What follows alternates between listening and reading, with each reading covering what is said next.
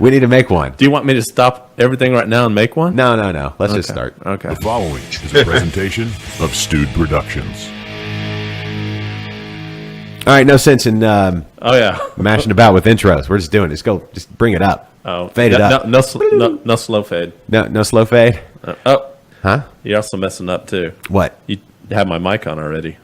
Oh, I know, right? Yeah. The party started. Everybody, come on in. Doors open. Make yourself at home. Don't even worry about knocking.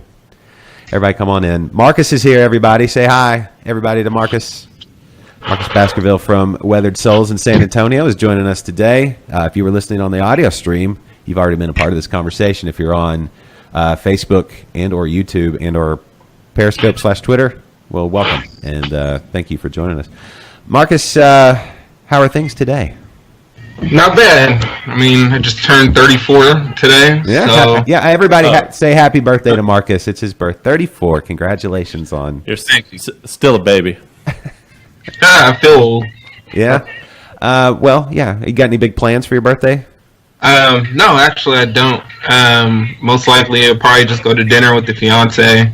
My bar manager, she plays slash nanny too, so she's gonna take care of the baby and then probably go have a couple old fashions or something somewhere. There you go. Actually, when you said slash nanny, I thought, oh, she puts on the wig and the hat and plays guitar while she's taking care. So like slash, not slash the nanny. Although new sitcom coming your way this fall. Slash Guns N' Roses slash is the nanny. Anyway, anyone know?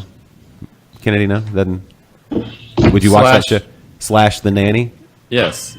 The guitar player of Guns N' Roses being the nanny. Yeah, it writes itself, right? Hijinks ensue.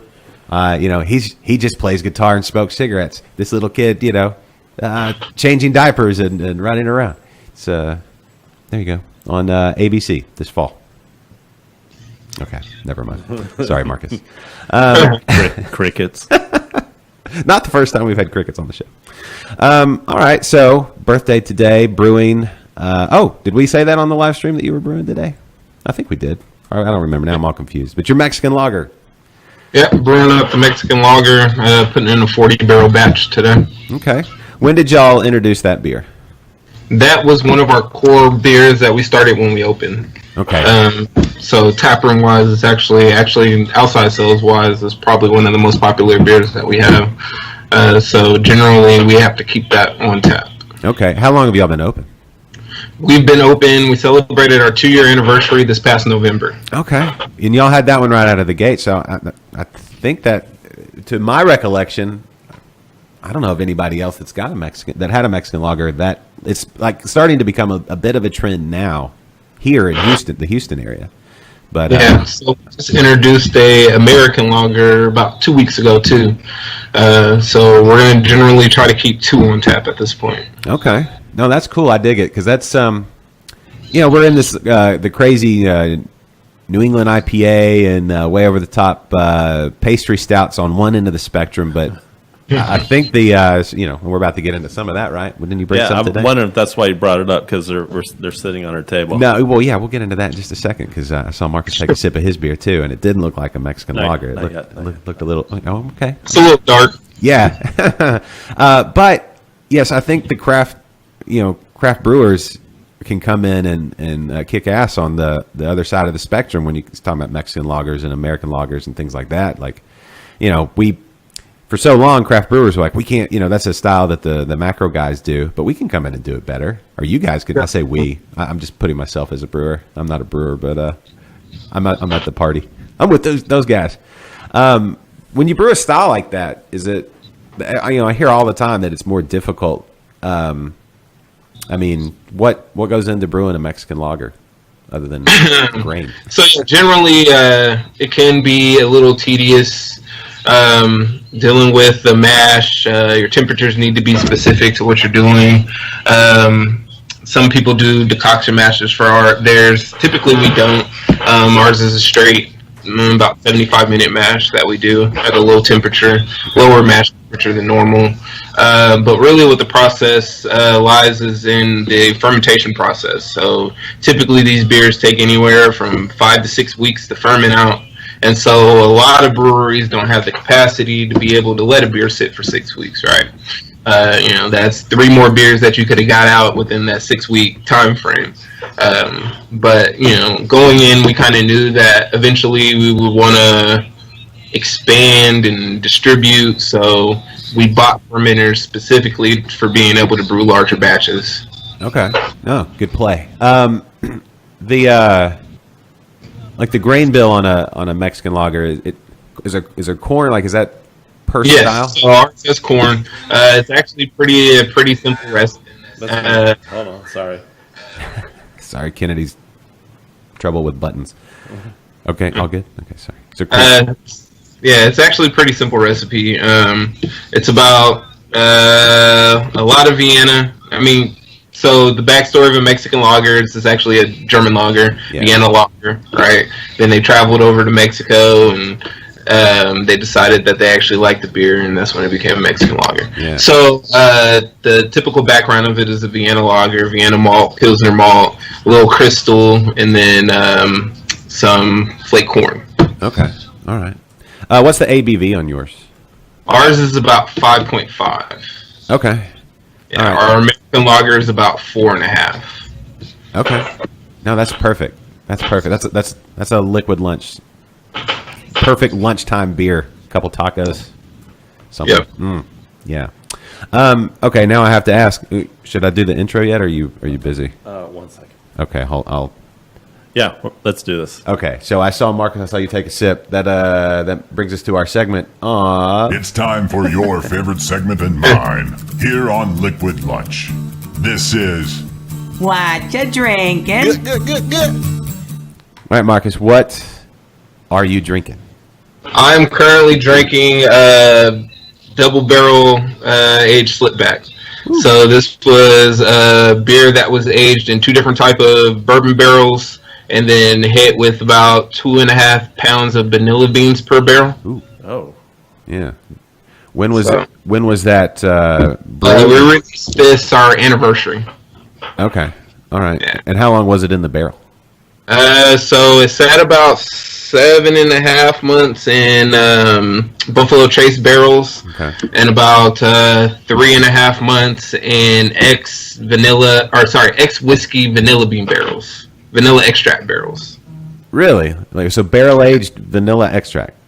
Yep. So what they do is they take once a beer was aged, for instance, or whiskey was aged in a barrel, they'll take it, give it to whoever produces vanilla extract. They'll age their vanilla extract in it, and then they'll go ahead and sell the barrel from there. So we ended up with a couple of those.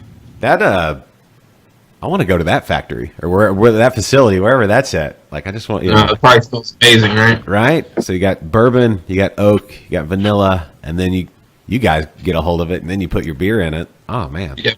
that's a little slice of heaven right there. Hey, well, tell me about that beer as you sip on it. So this is about 14.7%. It's a milk stout, so it's not as viscous as some of our other previous beers that we've released in the past. A little bit lighter, but it still has a nice body to it. You do get a little heat from the barrels on it, but the most of the back end is marshmallow, vanilla, a little bit of oak, a little bit of alcohol burn. But it's pretty well balanced. Our whole thing is about balance. Yeah, that sounds delicious. What Kennedy, you brought beers in today, and I did. it was not. Go on. We didn't coordinate. I just happened to. This T-shirt was clean. My Ingenious Brewing T-shirt was clean. Oh. That's why it was.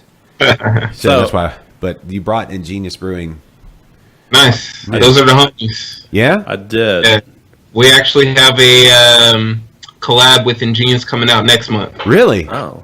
We did. None of this was planned. This is just No. is divine intervention. Yeah. What? Can y'all have? You've already brewed it. It's coming out next week or next month. So basically, we have, so I guess exclusive, right? We haven't announced this yet, but we're going to be doing a "Don't Mess with Texas" series. Oh, cool. So what we're going to be doing is bringing in like a lot of different breweries from different cities in Texas, and then doing collabs with them. Most of them are probably going to be stouts, of course.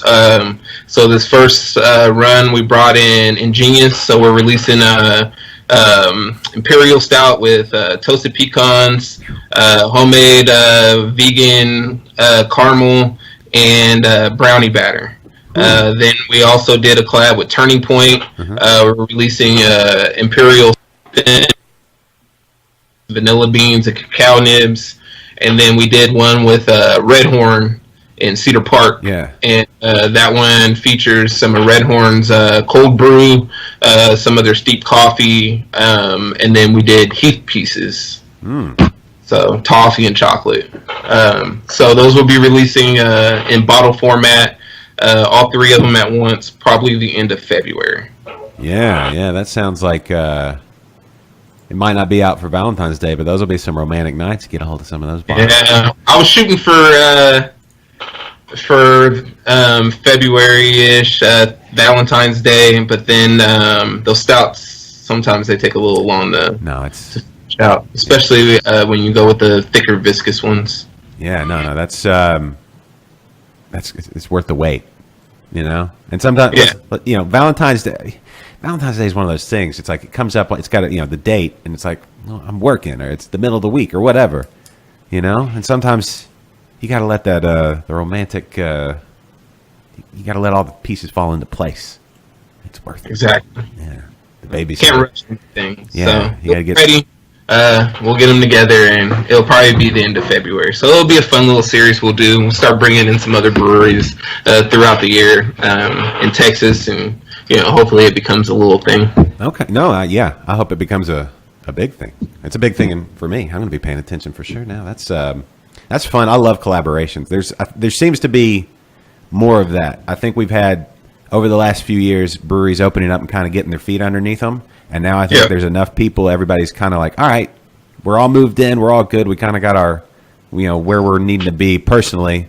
Let's start hanging out with the neighbors now. And so everybody's starting to do, we've got, this. Exactly. And it's always nice to meet new people, learn processes, learn different things that people are doing at their brewery versus what you're doing, implementing different things that you might not have known.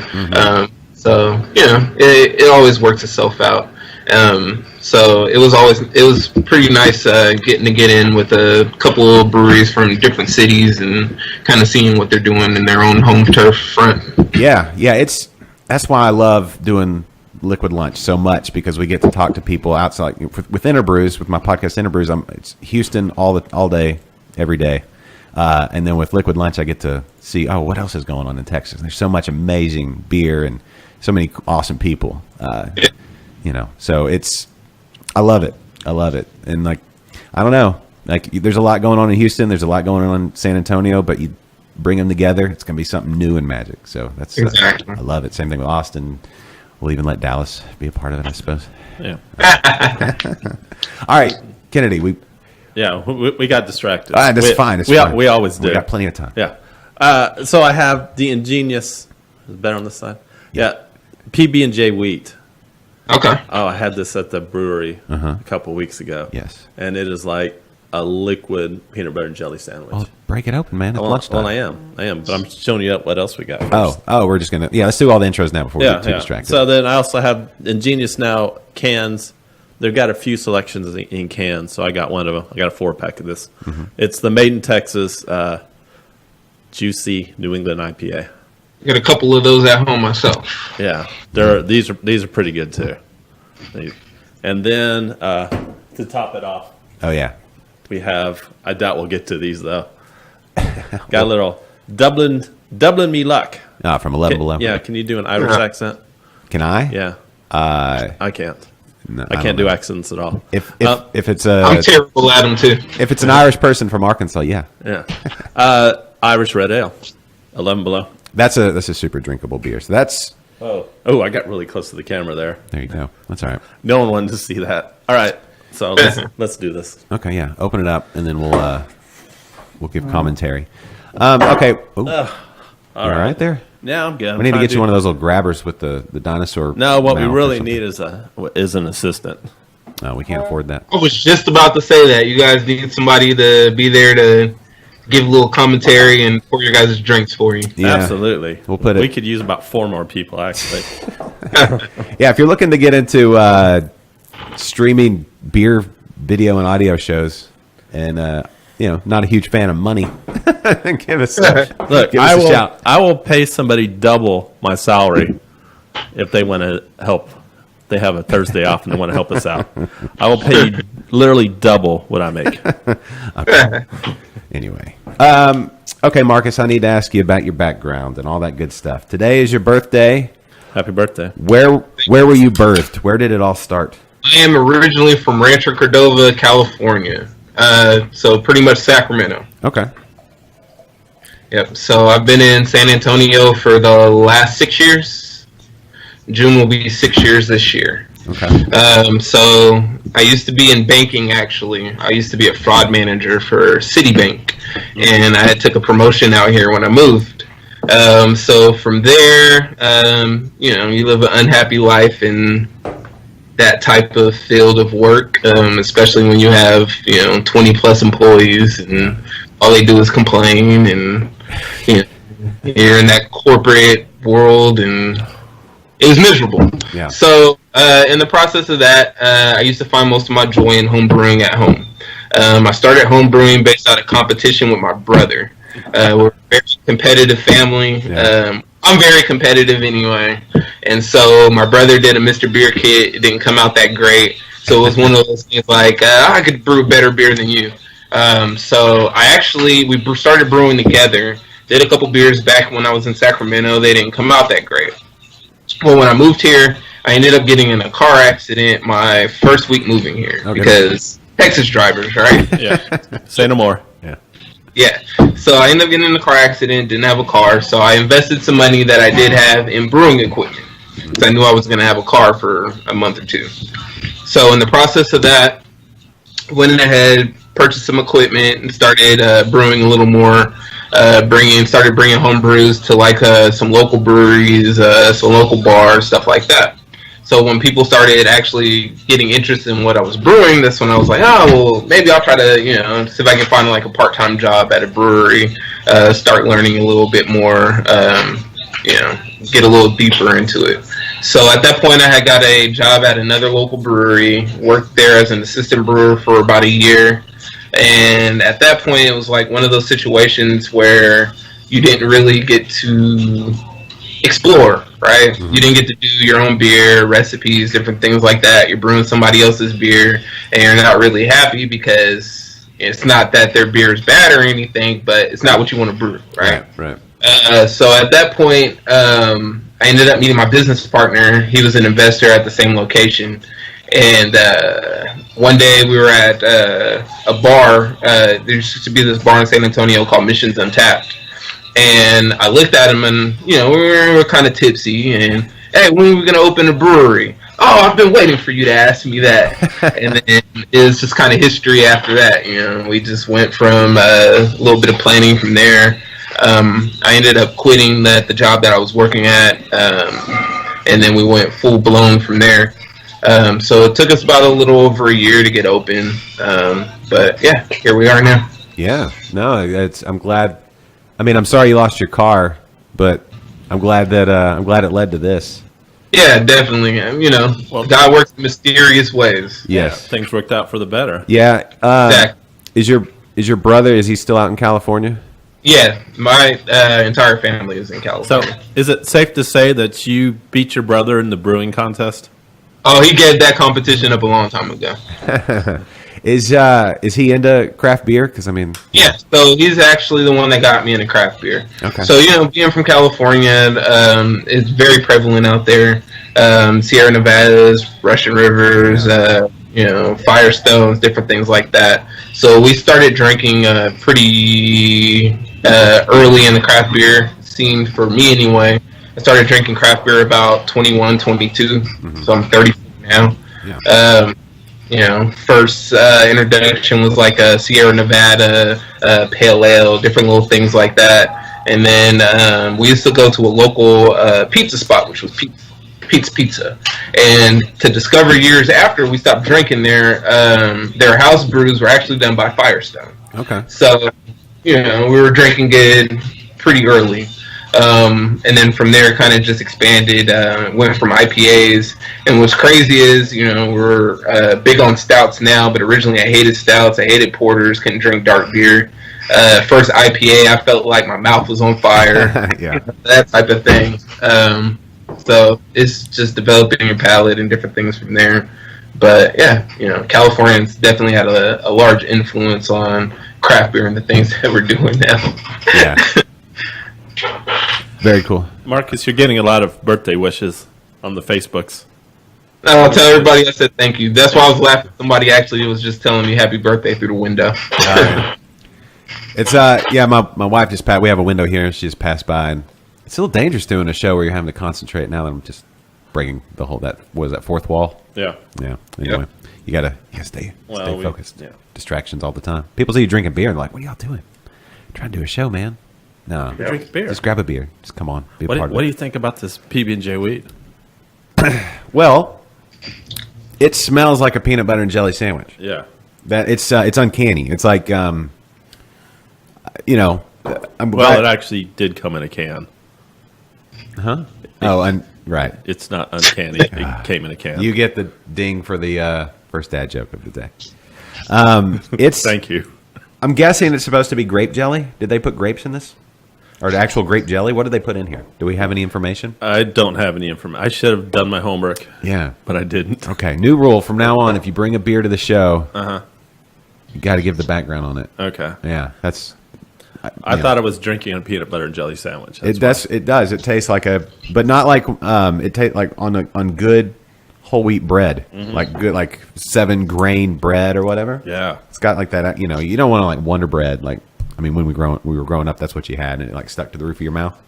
But no, Sounds good. I might have to text Justin and tell him to send me one of those. Yeah. Yeah. No, it's yeah. Seriously, it's just that's like what it is. Okay.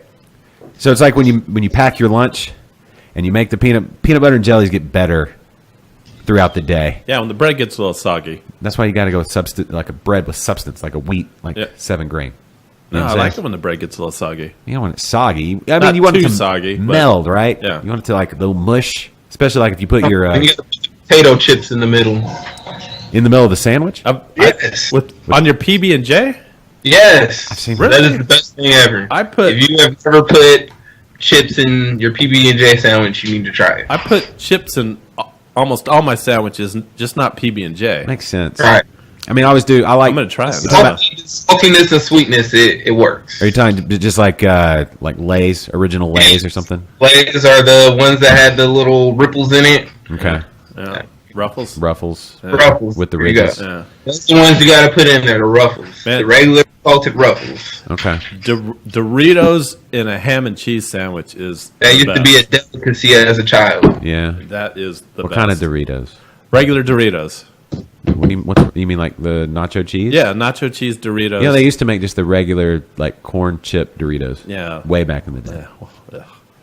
Well, they were just like then Tostitos came along. Big chip came along and big tortilla chip. Put them out of I don't know how that works. Anyway, but no, this I'm really curious as to what's in here. Yeah, I wish we had a little more info.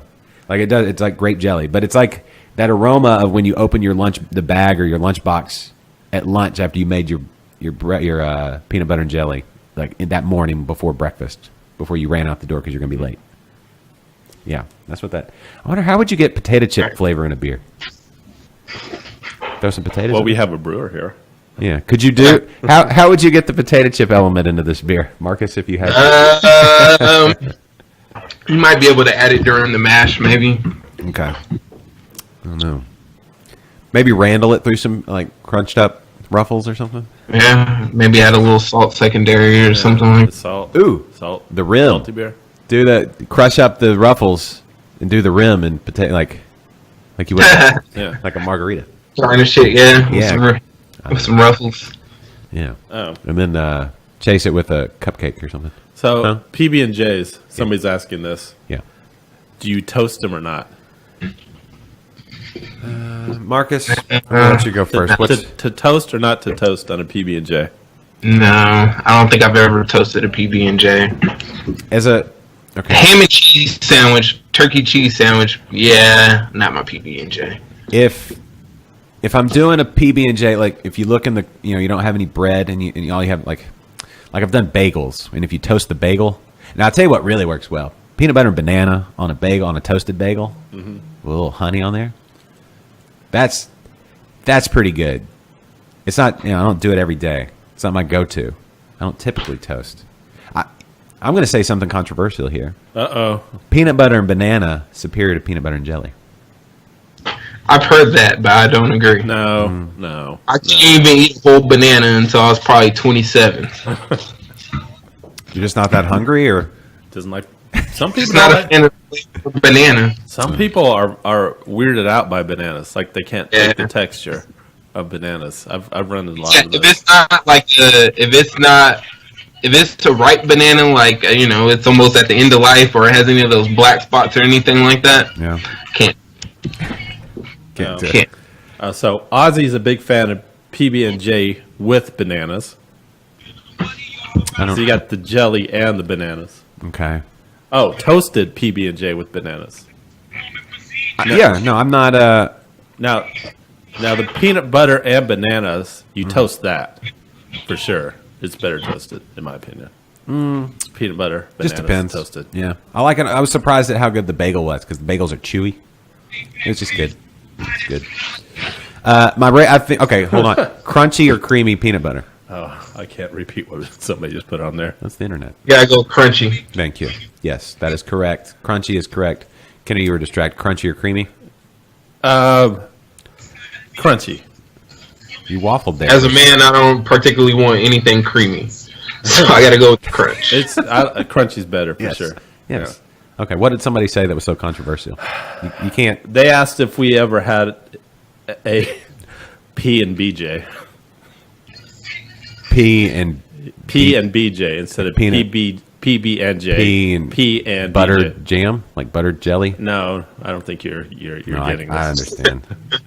Seems kind of juvenile. We're all 34 and over here. Thanks, Brock McRock. Yeah, we don't. No. Anyway, but no, I enjoy this beer. This is it's like a throwback. It's like seriously like I like it a lot. midday elementary school for sure. Yeah, I like it a lot. Actually, I'm not even gonna lie. I do like if we have peanut butter and jellies, I'll take those to work.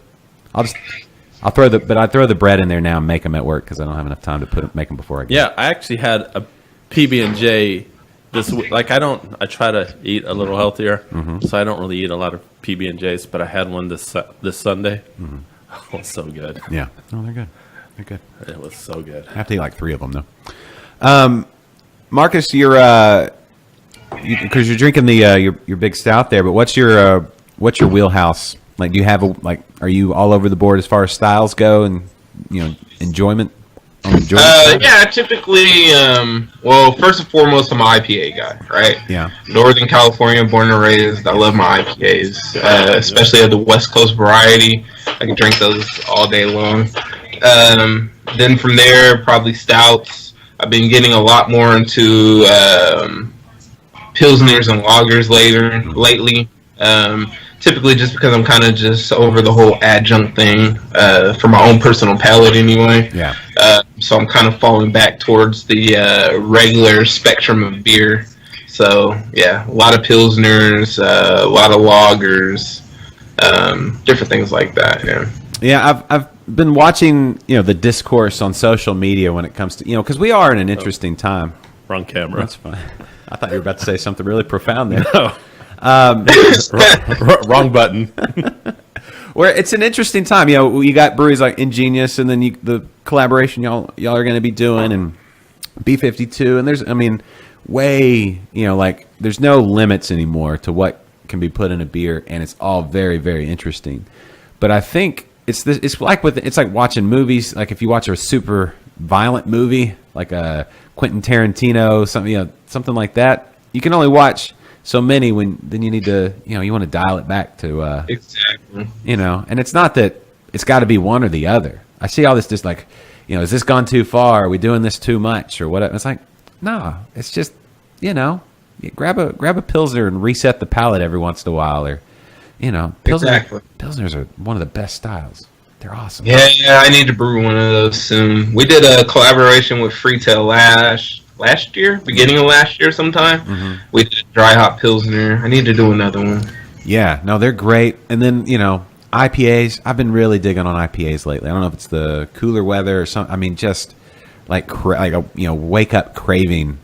Like I want something super hoppy. A good crushable IPA is always nice. Yes. I was talking about this I had a spruce tip beer last weekend.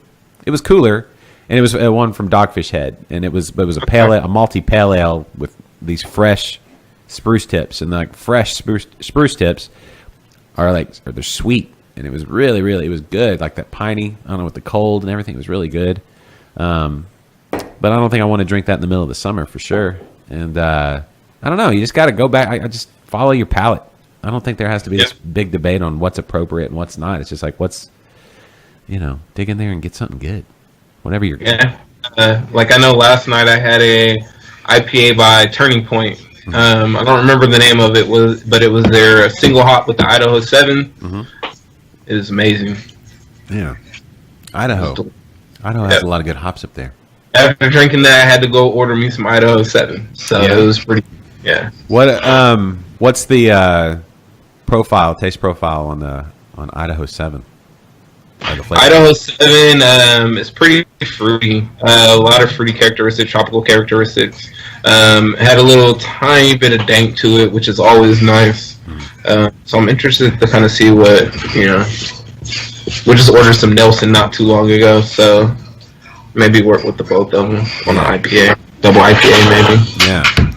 No, man, there's so many hops out there. Like, I don't know how many varieties are. 100? Like over 100? Are there 2? There's a lot of varieties for sure. Yeah, and new ones coming out all the time. And I was talking to Huggy Bear earlier this week for the podcast. And do you know Huggy Bear? James Wolfe? Who? Huggy Bear. No. No? Used to be at No Label, then Southern Star.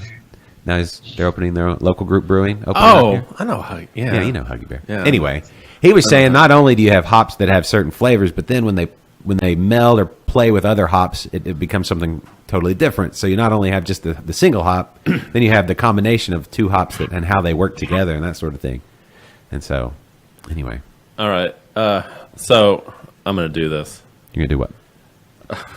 A viewer just asked for see, Kevin Dryer's asking for a live chug. A live chug? It would be Kevin. Who's going to do the chug? Are we all going to do the chug? A chug? Or do you want me to? I'll do the chug. Let me get one of my staff members to get me a full beer, and I'm down for a chug. All right. Well, we're doing a chug just for you, Kevin. Oh, man. Is this? I think this is the first... This is the first time. First live chug that we've done. Yeah, like that. I don't feel like I've got that much beer to... Well, I don't have that much either. I kind of feel bad about chugging this PB&J wheat. Because it's really good. But I'm not going to chug any stouts, but I'll get a... You don't want to chug that 14% stout? 2 pints of a Duel in the Sun. Yes, you hear what we want? The Duel in the Sun. That's got to be nice. The chug's coming. When you own the brewery, it's like... I think one of my sales managers watching it live because she came in here and like, do you need a beer? That is pretty awesome. So I say you guys need an assistant. It works out. Seriously, yeah. Well, we've got our... Big time. I've got my almost built Keezer over there. Yeah. Just okay. You guys notice the beard in the background. We have JD from Eastland Street sitting back here, too. Hey, man. Oh, have him jump on and say hi. Or wave. Wave. Say How's hi. it going? Say hi. Hey! All right, we're going to do this. This is just for you, Kevin. Are we all doing this? Yeah. Oh. Ready? Right. That's Yeah. it. I need a discount on my next set of labels for this chug. Yeah. All right, here we go. Let's do it. All right. I'll commentate while y'all do go, and I'll chug when you're done, because go for it. And that's pretty good. Oh, and he's tilting back. Wow. He's got good flow. That is impressive. Look at that. Yeah. Just like that. Feel free to belch. That was pretty good. That was pretty good. No, I didn't. Form. I mean, mine was kind of easy. I didn't have a full beer. No, I don't either. I feel like do I even need to chug, or does it? Yes. Finish that beer. We'll talk while I do it. You can't just sit there and. All right. We'll talk. We have a viewer question for you, Marcus. All right. From Mickey Perry. He's asking if, in your opinion, what'll be the next big thing in beer, or like will NEPAs still continue? Or is there I something, think it's going to probably end up being some type of lager or dry hop pilsner. Typically craft beer kind of works in cycles. So you notice that a lot of people, like we were talking about earlier, sometimes they need to reset their palates. And I think, people are going to start getting tired of these overly sweet beers or some of these like overly dry hop beers and different things like that. And they're going to kind of want to dial it back down and head back towards a more normalized style. So I want to say lagers and dry hop pilsners are probably going to end up being the next big thing. I don't know if I've had a dry hop pilsner. Oh, they're delicious. This sounds good. Now I got to rack my brain and think about who's put one out. They sound delicious. Yeah, I don't know. Let me think about that for a second. Pilsners. Do you have a pilsner that, like maybe a Texas-made pilsner that you point to and you're like, that's damn good? If you had to recommend one to somebody. The best pilsner I had was that slow pour in Denver, Colorado by Bierstadt. Okay. That is the most probably amazing pilsner that I've ever had. Okay. Do you prefer like German or Czech or? Probably more along the German line. Okay. And then, hopefully American pilsners kind of pick up. We'll see how it goes. Yeah. Who put out it was Blue Testament from I was just Back about Pew, to say that American Pilsner. I love that pilsner. With the blue corn. Yeah. A little bit of that in there. Yeah, that was a good one. There's a lot of good ones out there. Hans Pils from Real Ale. That's a good one. Anyway, it's not a Pilsner show. Dry hop Pilsner. I don't know who's dry hop. I'm going to think about that. Kennedy, what style would you like to see trend upward? Do you have one that you do a lot of? You get to do a lot more weekend brewery visits and things like that. What are people saying? What are the crowds saying? I don't know. Everyone's still into the Nipas. Yeah, big time. Hazy beers. Yeah, but that may be a Houston thing. I don't know. Are they as big as in San Antonio as they are here, Marcus? Well, there's not too many breweries brewing hazy beers here. San Antonio, they're a little more traditional to the style, I guess you want to say. Mm-hmm. There was actually a lot of clap back towards the hazy style when we were first opening. A lot of people didn't really want to take to the hazy beers. It's kind of gotten better now at this point. Like you have Isla Street brewing hazies, Kunstler brewing hazies, Freetail, their little side project. Ghost Pixel does a couple of hazies. Of course us. So, and Cactus Land, they do a lot of hazies, although they're kind of outside of San Antonio. But, it's kind of picking up. We're just, late to the train, I guess, so to speak. But, you have those people that kind of want to drink, that are big into craft beer here, and then we have the scene where they're trying to get into craft beer and they're not here yet, right? Yeah. So just for instance, we had an article not too long ago by a local newspaper. I won't say who it was, but basically they came out with an article saying San Antonio is almost oversaturated for breweries, right? Wow. Which is crazy, right? So you figure San Antonio is what, in the top 10 cities in the U.S. as far as population goes. They're number 10 most popular. Want to go ahead and we have maybe 14 breweries here. Yeah. So it's like, and then you go to places like San Diego that has 300. Yeah. And it's like, no, we're not like anywhere near saturation at this point. No, you guys aren't even close. It's still, a backwards mentality when it comes to some of the things craft beer wise here. Yeah. So. It's more about the education thing here and trying to push people to realize there's other things besides Dos Equis and, Coors. Yeah, it's when y'all when you're looking at San Antonio, where do you where's because when you go up 35, you kind of get into the New Braunfels, all that area. Yeah. San Marcos. I don't typically include them in San Antonio. When I speak San Antonio, I'm speaking San Antonio. Okay, because with Houston, we're kind of. I'm just as close to College Station as I am to Galveston, and so I kind of mash all those together. So we're around 50 50 or so in the greater Houston area. Yeah. I want to say, like Guadalupe and New Braunfels and those breweries out there. They're New Braunfels area. Yeah. I don't really consider them San Antonio, although I love those guys, but they're not San Antonio. Yeah.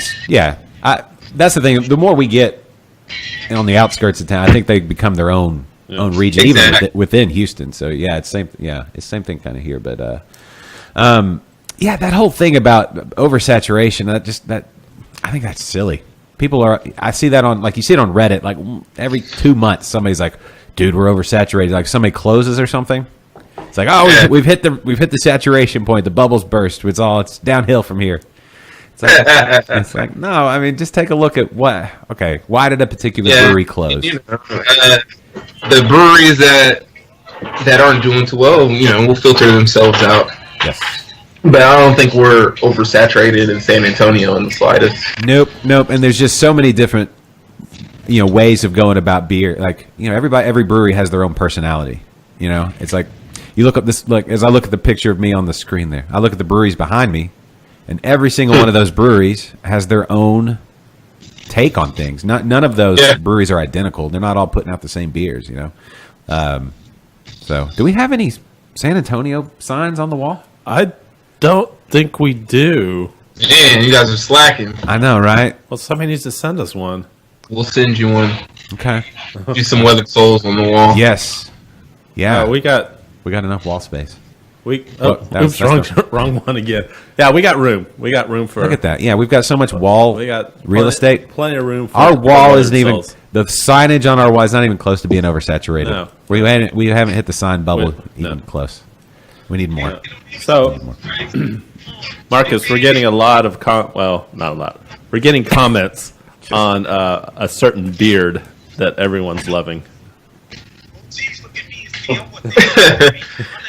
Let me see. Kevin says that Urban Savage Body Care beard is looking good. It made my beard fall Tell off. him this is not the moment for advertisement. JD said it made his beard fall off, so don't use it. I don't get any of that beard that's falling off. Tell him I'm charging advertisement fees. The wig. Yeah. Does he have beard care? Is that what? There was a link put on. In there. Shameless self promotion. Yeah. I mean, tip my hat to the ballsy, I guess. Yeah, slip one. It made his beard. So. Did it? Game of Thrones shame. I use a little beard oil and sometimes some balm. I don't have beard game like. I do too. Although until I accidentally shaved off most of my beard a couple of weeks ago. I almost did that. Like trying to trim it up and then. Yep, exactly. Looking the other way and burnt. That's all it took. Yep. And mine, it would take so long to grow back. I'm follically challenged. I'm upset with my beard. It's not. I can't grow a decent one. It's not thick enough. And then when it does start coming in, it's basically all white. I mean, because I'm old. You are old. Yeah. Embrace it. Just go with the white beard, man. Or just get some of that Just for Men. It's like. Yeah. I use for men every occasionally. I feel like I'm too young to have grays, and it's starting to streak all right here. Yeah. Oh no, they came in. They came in early for me. And just hung around forever. Yeah. Occasionally.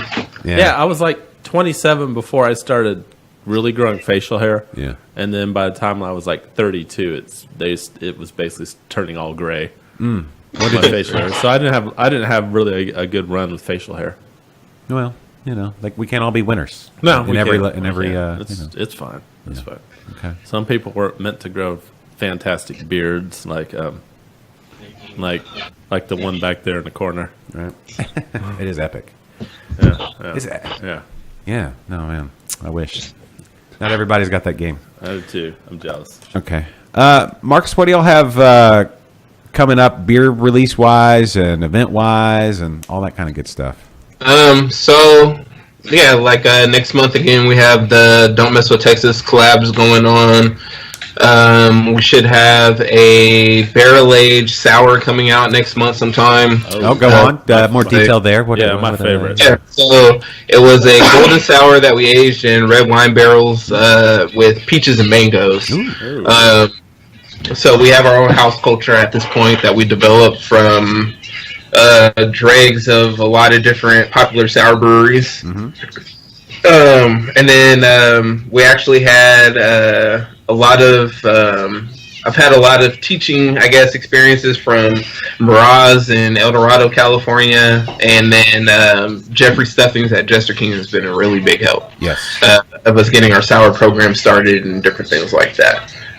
So yeah, we've already done just a base golden sour. We've done a sour with cherries and raspberries.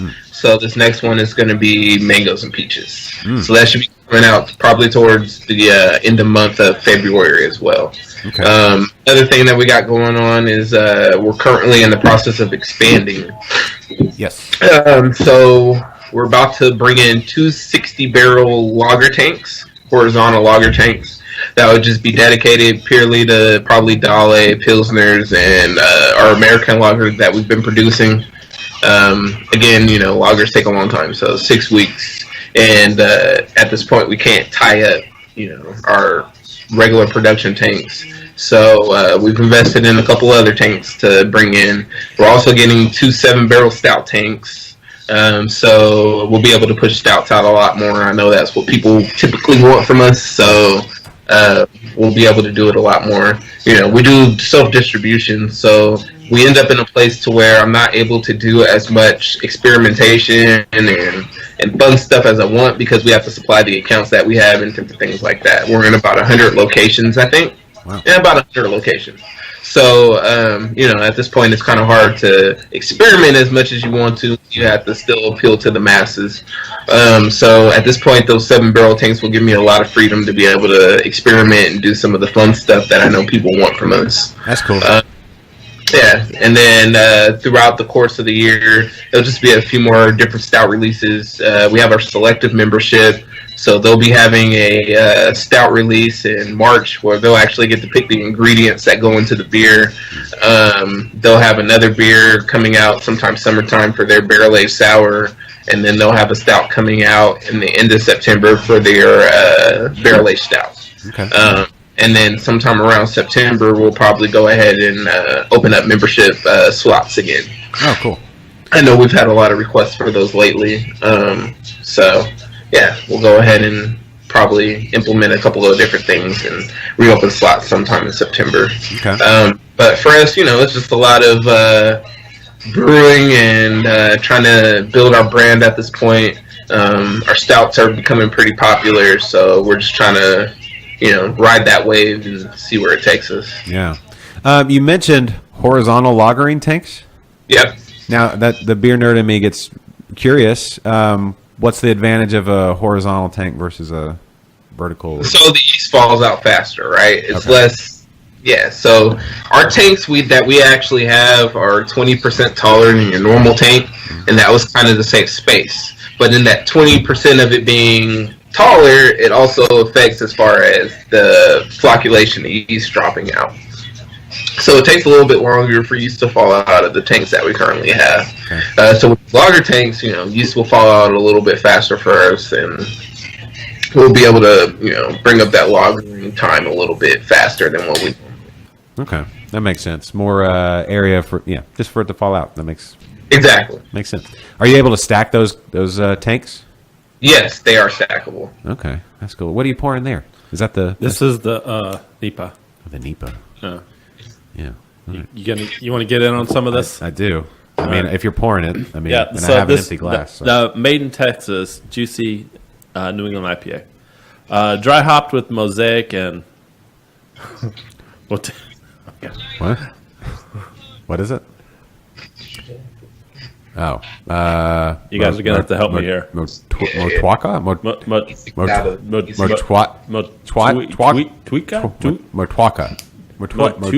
Matuka? I don't know. Matuka. Motueka. Motueka. That's exactly what I was going to say next.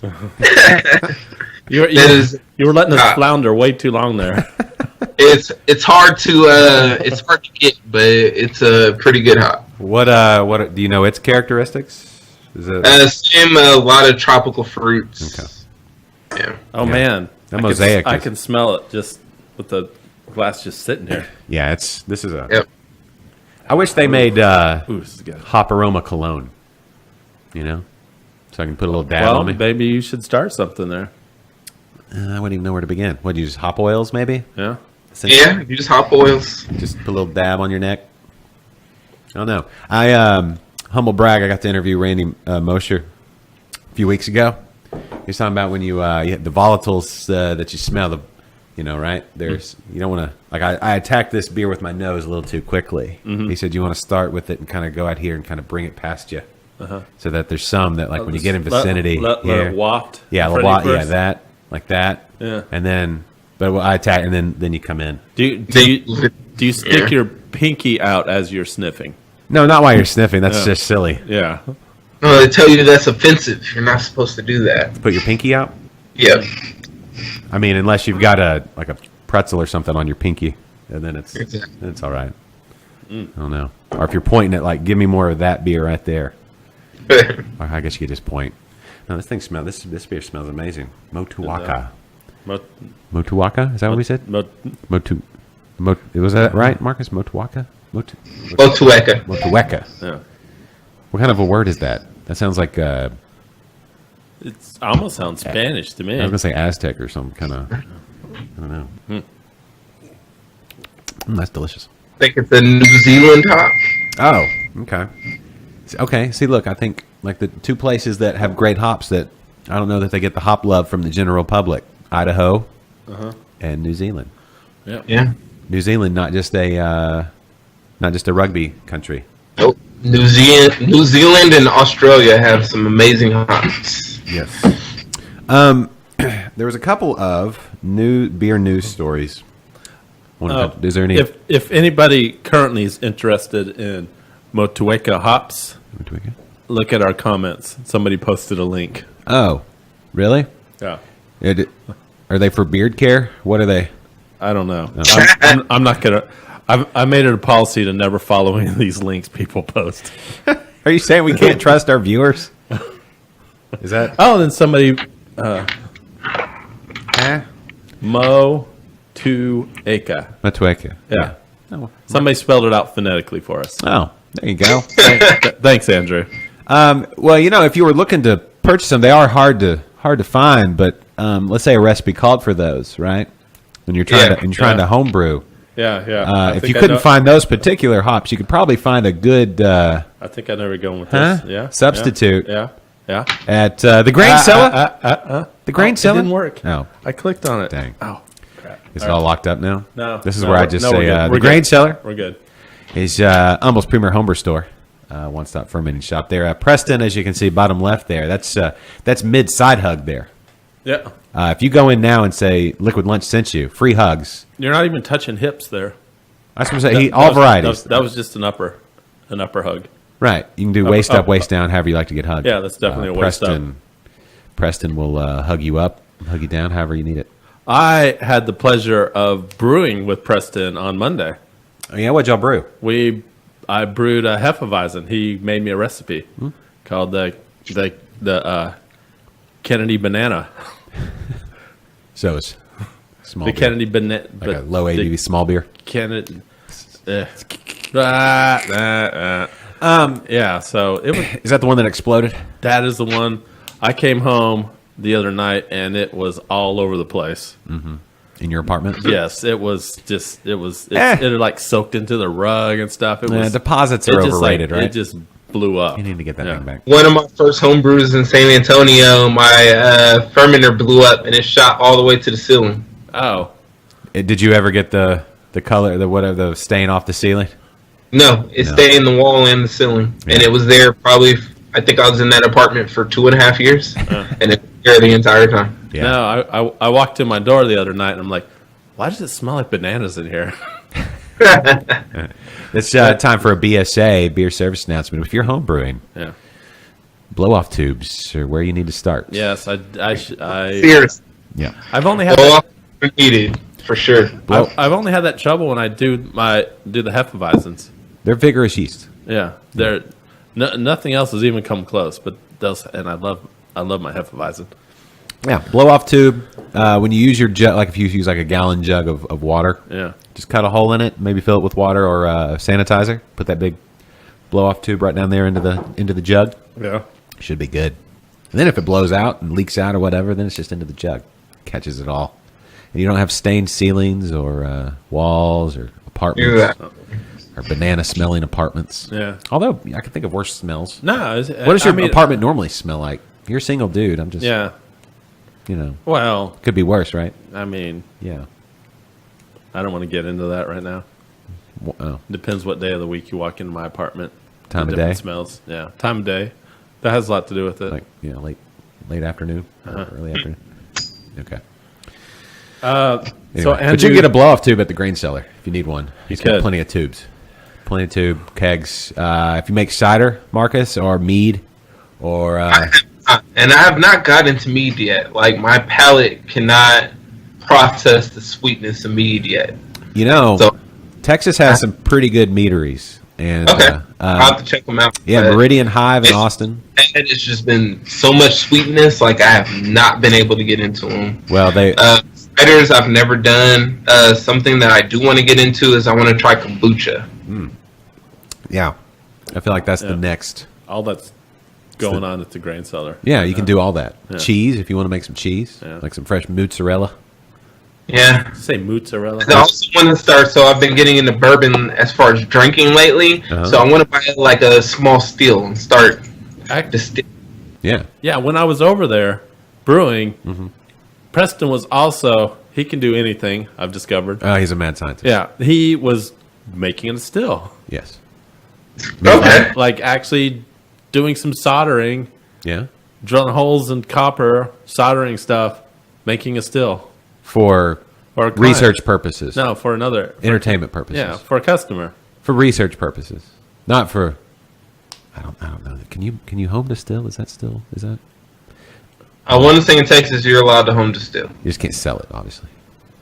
I think you can home distill. Okay. You're allowed to home distill in the state of Texas. That's good. That's Yeah. good. Okay. I just watched a lot of the Andy Griffith show growing up, and they were always finding somebody, with moonshine. Yeah, you're watching the Moonshiner show? No, I mean it's okay. It's all you know what? All that stuff is scripted. It's fine. Oh, yeah. it's fine. But I'm just saying, like Andy Griffith. I feel like the Andy Griffith show that was pretty spot on of life back then. And Barney would go in. It's like when the Andy Griffin show was hosting reruns. Yeah. Yes. Exactly. So anyway, they'd all smash it up though. Or then Barney would get a hold of the hard cider he didn't know, and they'd drink too much, and you'd get drunk Barney. Yeah. And the hair would come down. Yeah. Don Knotts was hilarious. Also, while I was there brewing, there's a lot of stuff goes on at the grain cellar. Yes. He kegged some cider There you go. while I was over. Was it his normal cider that's like 12%? His 9% cider. He's got No, it was only about a sixer. Usually, yeah, 6%. Yeah. That's kind of where juice will top out. It just left to its own devices. Just a little English ale yeast or something. Yeah, it usually hits like 5.5%, 6%, something like that. Yeah, I want to try to do a cider in the near future. And they're easy. Yeah, it's just Super easy. It's just apple juice and yeast. Yeah, you can add stuff. I dry hopped a cider. I did a cherry cider with, and then I dry hopped with Citra hops. And Interesting. yeah, it turned out pretty good. We drank a lot of it. Mm-hmm. Maybe too much of it. But no, you can do anything with cider. Cider's great. Add different fruits. Yeah. Yeah. And the cider's probably the best. Like, so wine is super fast up front, but then you have to wait on the back end. Beer, work intensive on the front end, especially if you're doing all grain, right? Yep. But then it's quicker. Yep. Cider is kind of the best of both worlds because it's pretty quick on both ends. So, if you want to just try a fermented beverage, maybe cider, that's it. Just get some juice, throw in some yeast, Yeah. little That's time. it. That's it. Boom. There you go. But you can get all that stuff at the grain cellar, which is actually close to Ingenious, Yes. out there in Humble. That's true. Last weekend when I went to Ingenious, after we went there, we made a stop at the grain cellar. There you go. The grain cellar. Oh, okay. Yeah. So there you go. Maybe some of the ingredients in this Ingenious beer came from the grain cellar. Maybe some of the collaboration that they've done with Weathered Souls came from. Who knows? Who knows? Yeah. I believe you meant collaboration. Okay. All right. All right. Well, what else do we need to discuss? Oh, I had a couple. There was a couple of beer news stories. One, Marcus, you said you self-distribute. So, your opinions on the legislation coming up for to-go sales for production breweries and that sort of thing? Do you have? I don't know. Do you have any opinions on the Texas beer laws and that sort of thing? The Texas beer laws are horrible. Yeah, God awful. It's still pretty archaic as the way that they kind of treat breweries and different things like that. And it's more so geared towards distributors and obviously the people that are in it to make money. So, hopefully things change. Hopefully they, get a grip on what's going on. But when money is involved, I doubt it. Yeah, there's a bill. It doesn't really. Well, I guess it kind of affects beer sales, but there was a bill that was just filed. I guess they filed them or whatever. Pitched the. I don't know what they do. Introduced to allow liquor stores to legally open on Sunday. So maybe that would be. That would be nice. Yeah. Or past 9 o'clock. So when I originally moved to San Antonio, the first week I moved here, I wanted to go out. Uh-huh. So, in California, they sell liquor until 2 a.m. Yep. So we would literally get out of the club at 1:30, go to the liquor store before it closed or the gas station before it closed, buy more liquor and drink continuously throughout the night. Uh-huh. So when I first moved here, it was like, okay, I think I'm going to go out tonight. It was like 11:30 at night. Yeah. Because who goes out before 11 o'clock? So I'm driving around and I'm like, why are all these liquor stores closed? Why are all these liquor stores closed? And then somebody ended up telling me, liquor stores in Texas close at 9 o'clock. I'm like, what? Really? Yeah. 9 o'clock? Yeah. And they're closed Sunday? Oh, man. Yeah. It's just, it's just archaic laws that they still have here. And, hopefully they end up changing. Because to me, it just doesn't make any sense whatsoever. Yeah, I don't know. I'd have to go back. I should have gotten the copy of what the bill will allow. I know it's Sunday, sales for liquor stores, which I'm not sure that they're all the liquor stores themselves. I think they kind of enjoyed, Sunday it's a day we can't. Yeah, you don't. If you work, Gotta stay home. Can't, Sorry, I don't know. You get a Sunday off. Yeah, well, competition would push them to be open, and I wish grocery stores could sell liquor. Go to HEB and just grab. I know that's a whole. They can in Louisiana. Well, they can in a lot of places. And I want this one to change. That beer before noon at the grocery store on Sunday. On Sundays, that definitely needs to change. That's the worst. One thing that I discovered when I first moved here, and I went, and the lady was like, "What are you doing, sir? You can't put beer in your basket at 9 a.m. What do you mean I can't put beer in my basket at 9 a.m.? How does it sell to noon? What?" Yeah, that is the worst. Yeah, and nobody remembers that. We do our grocery, we'll go to church and then we'll go do our grocery shopping after we get out, at 11. There's 7 people in line with us that have bought beer and wine for the week or the day or whatever. And everybody, the first one gets up there oh, sorry, we can't do this until noon. And you see everybody just to show everybody and there's a stack of bottles and cans that can't be purchased. They lost out. Uh-oh. Oh, there he is. He's back. All right. It's all good. It's all good. Slight glitch. It was us talking about the blue laws. Turn the screen blue. And then all those people who watching football that the games that start at noon. Yeah. No, it's silly. It's silly. It needs to change. I don't know the upside to it. It's just been there forever, and nobody wanted to mess with it. So it looks like things are starting to turn around, though. So we'll see. I hope so. I do too. It'll make things a lot easier. Yes, I wish they'd open up for collaborations. When you talk about collaborations, you have to one of the breweries. Collaborations. Okay, dude. Only one of the breweries can release it, right? It can't be it has to be approved for. But how does that work? So basically, what would have to happen for 2 breweries to release the same beer that was brewed at one brewery is they would both have to probably be brew pubs. And then the other brewery would have to go ahead and purchase the beer from the brewery where it was actually produced. So typically when we do collaborations, it's only released at the brewery that it's actually brewed at. No. Well, How does that help? How does that help anybody? It doesn't. Not one bit. Where's that coming from? Where's that coming from? But that's TABC laws for you. Yeah. Yeah. What just happened? What just happened? Why are we hearing echoes? Where are we hearing echoes? And I think it's on Marcos, is it? Marcos, is it? Marcos. Marcus. Is it? I don't know. Now I'm really confused. I'm really confused. Marcus, I'm hearing myself back. I don't know. I'm not hearing any feedback. Well, Did you hit the wrong button over there? I have not touched anything. No, I'm talking to Josh. me? Yeah. No. I don't know. Well, how about we do this? How about we wrap up the interview here? And because hearing yourself, I'm going to just take my headphones off. How about that? And we'll let it do its thing. Marcus, give us a little bit of. Wow. Is it still going? No, you moved your headphones and it stopped. Did it stop? How about now? Oh, there we go. It fixed itself. Oh, I guess it just fixed itself. All right. Science. Yeah.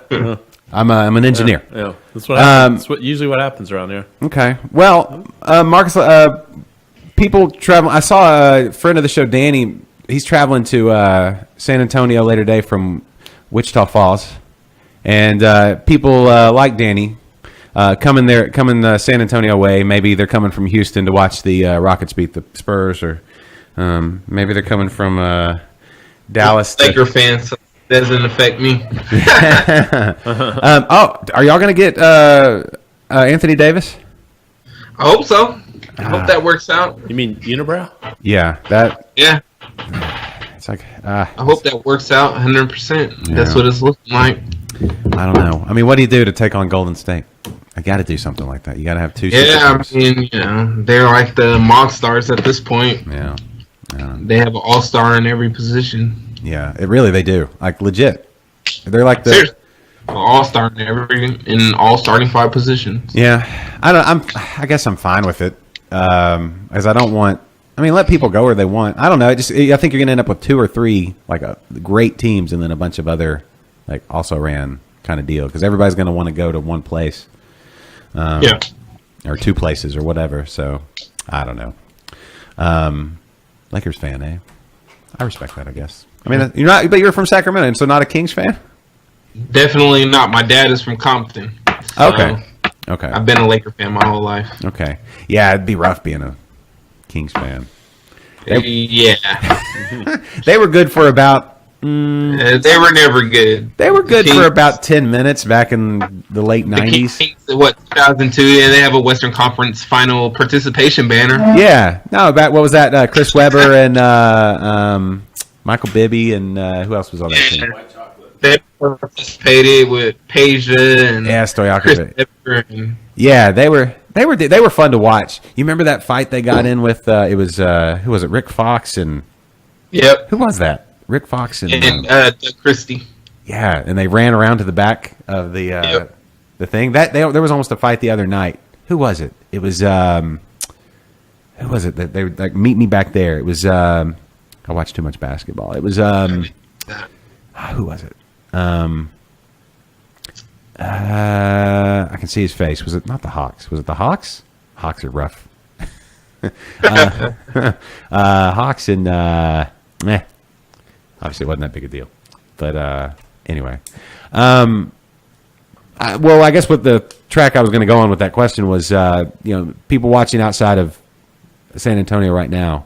I guess give them the pitch on what do they need to come to see Weathered Souls and your scene there, and I guess the greater Houston area. What do they need to know? Like what are the high points? When are you open and all that kind of good stuff? All right, so we're open Tuesday through Sunday. Okay.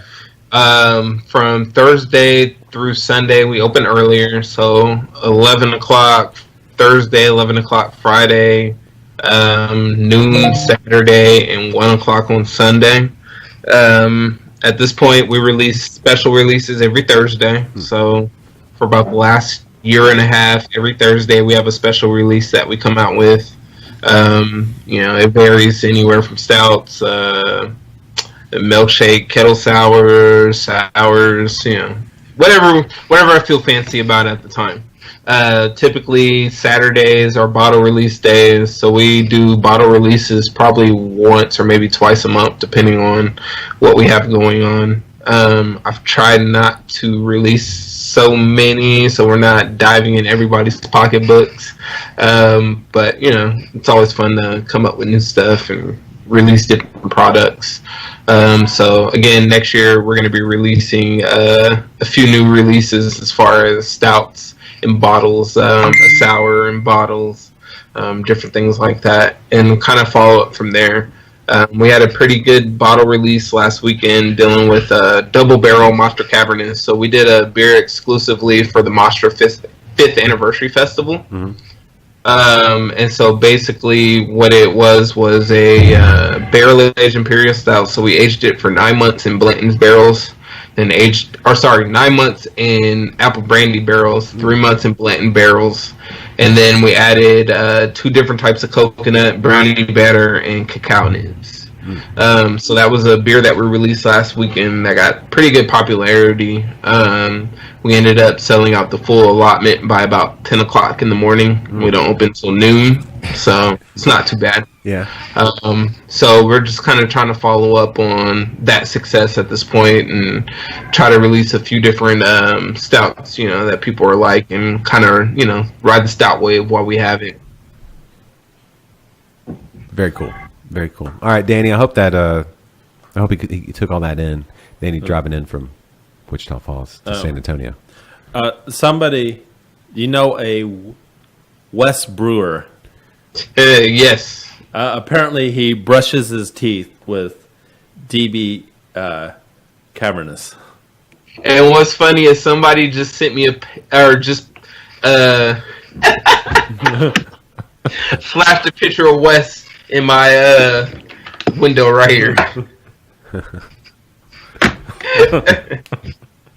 So yeah, I don't think Wes brushes his teeth with DB Cav because he wasn't in line on Saturday. Yeah. But who knows? Okay. I mean, is it recommended by dentists? 4 out of 5. I'm sure it doesn't hurt. I'm sure it's fine. I don't know. It's fine. I've never brushed my teeth with a. You never brushed your teeth with a beer? Oh, you might enjoy it. Probably. Yeah. Why do we only stick with mint flavor? Yeah, I get to do shower beer. Yeah. I don't know. Anyway, okay. Anything else we need to hit on before we wrap up the old show and interview and all that good stuff? No, Mark, is there anything else you want to promote? Anything else you need to tell us what's going on at Weathered Souls? It's just always, we're releasing new stuff every Thursday. Check out our upcoming bottle releases, different things like that. I know I do want to do a barley wine this year, a couple of other little things that I haven't done yet that people been asking for. English or American barley wine? American. Okay, I have to ask you this. It is your birthday today. Yeah. What life goals do you have for this year? What? He's gonna. So my goals for this year, you typically suit around the brewery. So my goal this year is to hit 3,000 barrels a year. Mm-hmm. Yeah. And to hit a specific amount of profit, so I get my nice bonus this year. So that's what my life goals are. Okay. Also expecting a baby sometime in May. All right. Yeah. Getting ready for that. And yeah, that's about it. That seems like enough. That's exactly. That's a full plate. Between work and a 2-year-old and an upcoming baby, I think that's more than enough to keep me occupied for a while. Yeah, that's a good range. My kids are 2 years apart. I got 3, so the oldest is 12, and then the twins are 10. That's a good that's a good range. So I was so happy we didn't end up with twins because twins run in both sides of our families. Yeah. It's not so bad if you don't like sleep or personal time. I mean, it's it's fine. Both of my grandmothers are twins. Yeah. And There you go. Go get to work, man. Well, I don't think I'm going to have kids at this point. So. Well, not sitting here, you're not. You don't know that. Never know. I mean, I'm saying like literally sitting here. Yeah. Well, I guess I don't know what's going on under the table. Yeah, you don't know what's going on under this table. Okay. Well, I think that's I don't think you want to know what's going on under this table. No, I don't. You're right. All right. Well, Marcus, we don't want to take you from the rest of your day, and but we do. I'm saying a shameless plug. Oh. So somebody else just came and visited me right now. Yeah. So we have You can Peter be. from You can be a Peter shit. from Long Road Coffee Company out here in San Antonio. Oh, hey. He typically does a lot of our coffee outside of when we use Mostra Coffee out in San Diego. Uh-huh. So this guy right here, if you guys ever need some coffee, he makes probably the best coffee I've ever had in San Antonio. Can it be ordered online? Not at this time, but you can send me a message online for sure. On Facebook, definitely. So Okay. What was the name one more time? Long Road Coffee. Long Road Coffee. Long Road Coffee. Okay. Long Road, one word. Instagram and Facebook. Instagram, Facebook. All right. I love coffee. I want to do like a whole coffee show. coffee is amazing. Let me know. I love it. I love coffee. I drink like 3 cups every morning. What's the best way to brew coffee? Typically, and that lasts me for the day. Yeah. Switch to cold brew. Cold brew. Yeah. Okay. So is that, what are the advantages? Cold brew versus like say a French press or a... Well, it's more concentrated, so you have to drink less, but then also you get less of that bitterness and acidity. Mm-hmm. So for me, I have terrible stomach issues, so cold brew typically does not have me running to the bathroom after taking 5 sips. Okay. Good pro tip for sure. Yep. Okay. What about, on a cold brew, what about the grind? Does it need to be coarse, fine? How do we, like pretty coarse? Coarse grind. Okay. All right, I put your link. 12 and 18 hours. Yep. 18? Yeah. 12 to 18. 12 to 18. Filtered with like cold water? Like you start with like... Yeah, you want to use cold water. Filter cold. Like out of the through the fridge filter, like cold. Yeah, you can use that. Okay. All right, the link's on our comments.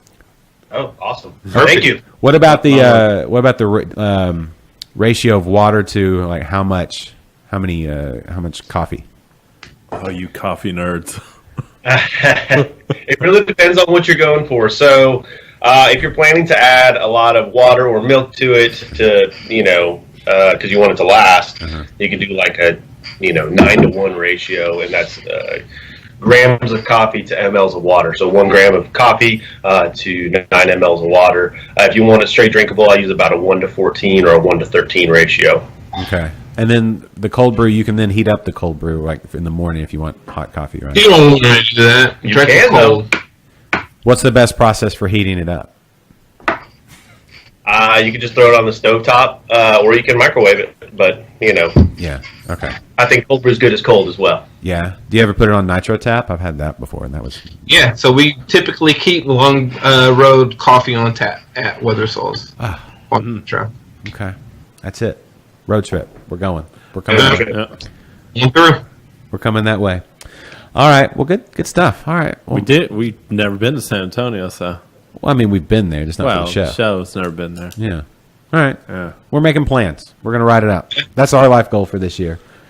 You guys will have to host one day in the tap room. We need to do it. We're gonna make it work. We're gonna make it work. How's your internet there? That's obviously pretty good. Internet is fantastic. Oh, good. Yeah. It's obviously it's been spot on the whole time. Yeah. Yeah. No issues today, right? Just that blue screen when we're talking about the blue laws, but other than that. Yeah. Well, it was only up for a few seconds. Right. So, I mean, the Texas government, they keep an eye on stuff like that. Yeah, they try to censor us. There's the big distributor lobby. They don't like people talking too much about stuff. See, we're about to get shut down now. Yeah. All right. Well, Marcus, thank you so much. And Weathered Souls. Anytime, literally, like anytime you want to come on, just let us know, promote anything, or just be a part of the show. This has been a blast. So yeah, absolutely. So all right, gentlemen, and we'll have to get you guys some beer. So next time you're not opening other breweries. Yeah. You got some Weathered Souls out there. Yes. Did we ask this question? What? Do you guys distribute to Houston? So we have Hop Drop in Houston. Right. So you guys can hit up Hop Drop and order stuff specifically from the brewer. Okay. Okay. So Hop Drop. Hop Drop. Cool. Shout out to Hop Drop. Yeah. All right.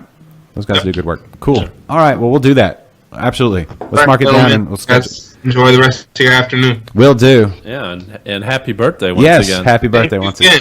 Thanks for spending Party your today. It's a celebration. Yes. Yeah, thanks for spending your birthday with us. Yeah, no problem. All right. Talk to you later, ladies and gentlemen. Marcus, Weathered Souls. That's fun. Hey, that's cool. It was the best. Oh. Waving bye to him. Yeah, bye, Ma. It's this was cool stuff.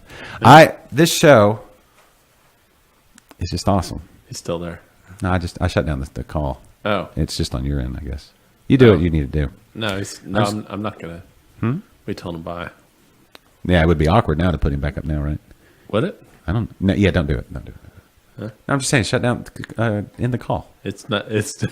Is that so? It's awkward now. Yeah, this is awkward. Okay. Anyway, all right. No, that's. I want to get to San Antonio, man. I do too. Julie and I went last year. Visited a couple breweries. We did not go to Weathered Souls. And I'm kind of. Not all trips can be 100. I kind of wish we did, but you only got so many. You only have so much time. So much time. Yeah. So And while San Antonio only has like 14 breweries in San Antonio. It's hard to visit 14 breweries in 2 days. I mean, that's life goals. Yeah. That's life goals. That's you got to really concentrate. How many days? I was there for Julie and I went for 2 days. 2 days. It's 7 a day. Yeah. That's tough. I mean, we could do that, but then you don't get to go to the Alamo. You've seen it one. And now that you've seen it, I've seen it, but Julie, she's not Texan. she had not seen it. Yeah, But she's seen it now. Yeah, now we're good. So you don't need to see it again. There's no basement. Nah, if we went back, it would be all breweries. Yeah. The Riverwalk's cool. Riverwalk's cool. But once you've seen it, get down to business. Yeah, the zoo's cool. The zoo's fine. The Japanese gardens are cool. Yeah, sure. I don't Yeah. know. I don't even know what those are. Yeah. Yeah. So there you go. Yeah. Just go to the breweries. All right. Well, what else we got to talk about? Oh, the real quick, the couple stories that I had. Yeah. Have you heard of the polar vortex? Do you know what the polar vortex is? Does that have to do with all the cold weather we've been having? Yeah, the polar vortex has landed over the Midwest, Yeah. like Chicago, Yeah, Chicago's Minnesota, been the coldest it's been in recorded Like history. negative- ever in recorded history. like wind chills of negative 60. Yeah. Yeah. Well, because it's so cold, they can't deliver beer. Oh. Like, so when the beer supplies run out at the grocery stores and things like that, if this cold wet, the vortex doesn't travel back to the North Pole. Yeah, they may not be delivering beer, but no one's getting out of their houses either. That's not, I mean, those people are pretty hardy up there. No one's driving in that crap, right? I don't know that they're getting a ton of snow. It's just that it's so cold. I think they are getting out. It's just that cold. Like the roads are relatively dry and stuff. So I don't know how much snow. I think they're used to. I think they're used to snow up there. Yeah, you know, no one's used to less than freezing temperatures. No, they are not. No one gets less than freezing, under 32. Absolutely, it's that way for 6-7 months out of the year up there, like Minnesota, North Dakota. Ugh. But when it gets to be negative 16, the actual temperature negative 16, that's a whole nother level. Yeah, and the negative 30. I mean, forget about it. Yeah, but there was a story out yesterday that the distributors, they can't even distribute the beer. Yeah, a whole keg of beer will freeze. Not instantly, but super just within minutes. It's so because they don't have heated trucks, right? They have refrigerated trucks for midsummer, but who would want to have a heated beer truck? There's 3 people that have them, and so to get the beer to the places, you're in Alaska or something.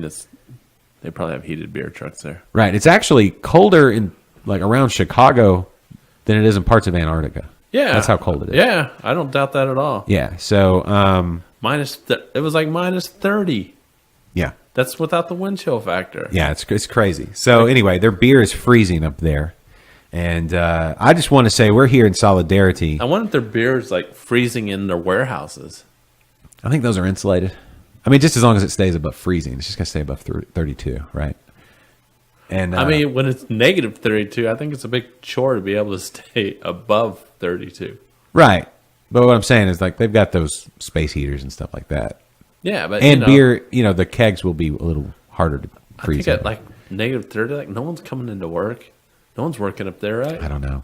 People are staying at home. I would stay at home. I stay at home here, and if it gets below 60, like I was going to say, we're in solidarity with all of y'all in the north. It barely is getting into the 60s here today in Houston, and man, I'm gonna have to go get a coat before I leave the house. So there's that. We were talking to Marcus about collaborations that he's doing with One Ingenious and other breweries around Texas. Rodenbach. Have you ever had Rodenbach, like the Rodenbach Grain Crew? Did ever? I want to say yes. I have. We shared that maybe. Yeah, I want to say from my time in Europe, I think I've had it. It's fantastic beer, right? It's one of those beers that kind of opened my eyes to what beer could be past traditional style. Although they've been around for a very long time. They're doing their first collaboration. They're doing a collaboration with Dogfish Head.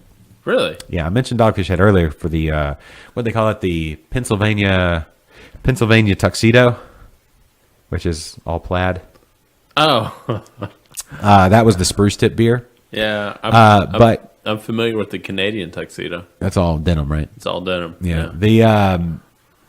The Dogfish Head Sequench Ale, which is their Goza. Oh, that's.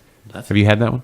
No, but that's a really good name for a beer. It's a good beer, or it's a good name for a beer, but it's a really good beer too. It's super drinkable. Great. I think it's when somebody like Dogfish Head does it, it's one of their top selling beers now.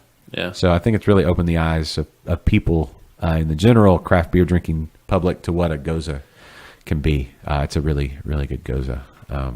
But anyway, so because of that, Rodenbach with their mixed culture beers and stuff, they're going to do a collaboration with Dogfish Head. So that'll be really interesting to see what they do there.